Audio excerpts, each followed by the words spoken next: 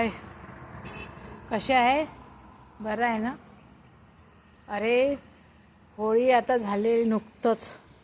हां, आणि माझ्या मैत्रिणीचे फोन येणं चालू झालं आहे.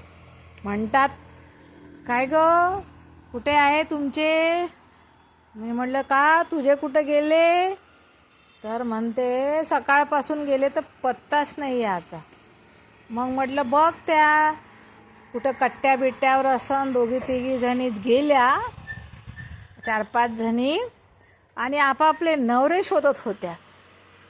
ते कोणं काळं डांबर लावलं, कोणता कलर, त्याचे नवरे ओळखायला येत नव्हते. आणि त्यांना तर भानच नव्हतं. एवढे पिले. एक तर गटारात होता आणि तो बायकोकडे बघत जाय, पण बायकोनं काही ओळखला नाही त्याला. बापरे बाप. म्हटलं, हो का गं, एवढं झालं का?